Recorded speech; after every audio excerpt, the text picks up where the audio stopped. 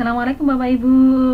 Saya akan melanjutkan untuk latihan 3.6 tentang pelatihan pada modul kurikulum madrasah pengayaan bagian 2. Baik, langsung saja nomor 1. Pola pikir manusia terbagi menjadi dua, yaitu fixed mindset dan growth mindset. Salah satu ciri dari pola pikir fixed mindset adalah D. Selalu menganggap hasil karya orang lain lebih baik.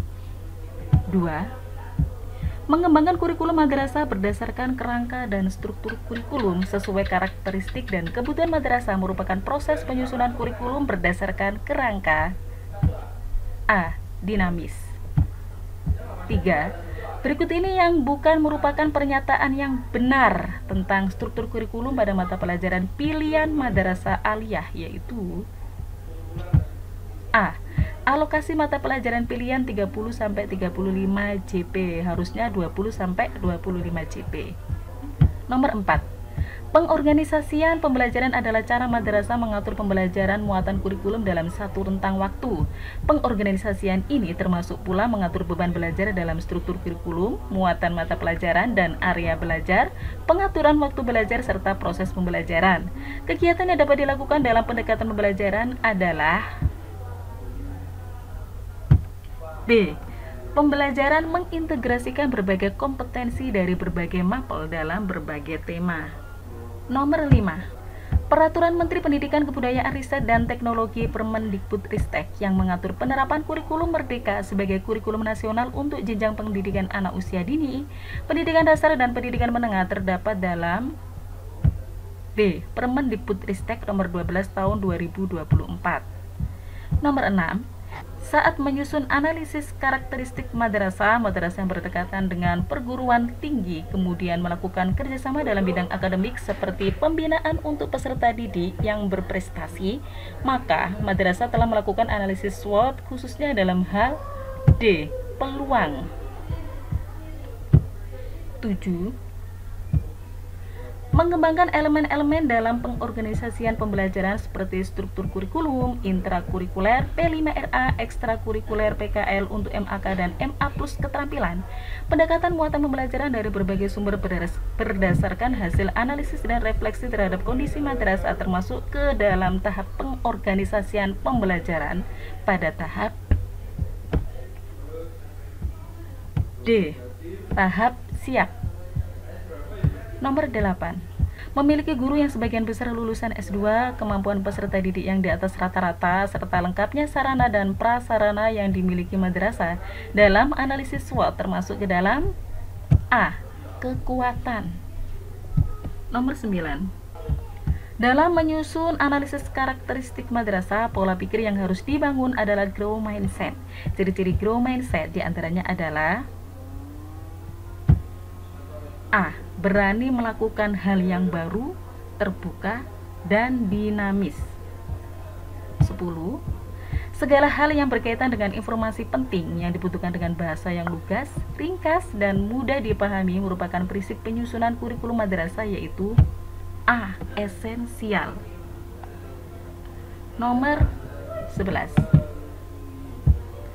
Perhatikan tabel berikut, urutan tahapan analisis karakteristik madrasah dari tahap awal hingga tahap mahir, yaitu tahap awal yaitu nomor 4, kemudian tahap berkembang nomor 2, tahap siap nomor 3, dan terakhir tahap mahir yaitu nomor 1, sehingga urutan yang tepat adalah C.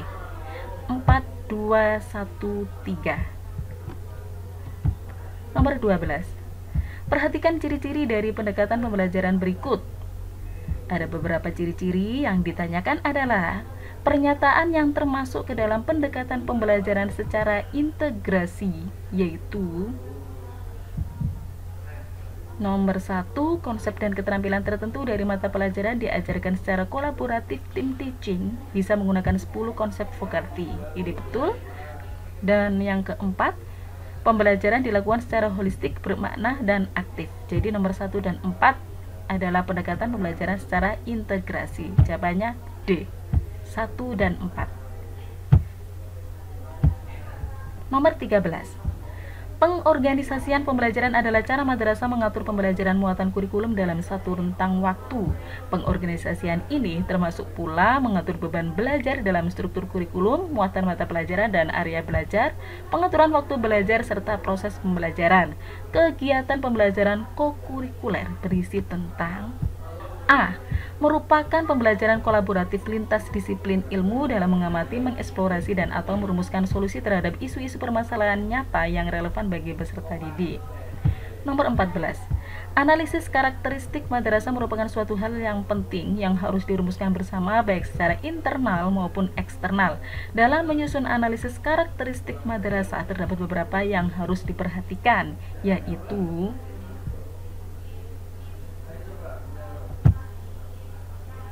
B. Visi, misi, dan tujuan madrasah, pengorganisasian pembelajaran, dan perencanaan pembelajaran. Nomor terakhir, kurikulum madrasah dikembangkan dan dikelola dengan mengacu pada struktur kurikulum dan standar yang ditetapkan oleh pemerintah dan menyelaraskan dengan karakteristik dan kebutuhan peserta didik, madrasah, dan daerah. Kurikulum madrasah memiliki prinsip yang perlu diterapkan, yaitu berpusat pada peserta didik, kontekstual, esensial, akuntabel, dan melibatkan berbagai pemangku kepentingan. Siapa saja yang terlibat dalam pengembangan kurikulum madrasah? D. Warga madrasah, komite organisasi, berbagai sentra MAK atau MA plus keterampilan. Baik, 15 soal selesai. Kita cek karena jaringan agak lemot, khawatir tidak terklik ya. Nomor 1D, 2A, 3A, 4B, 5B, 6D, 7D, 8A, 9A, 10A, 11, 12D, 13A, 14B, dan 15D. Baik, selesai ujian. Alhamdulillah lolos passing grade. Baik Bapak Ibu, kita lanjutkan ke 3.7. Terima kasih. Assalamualaikum.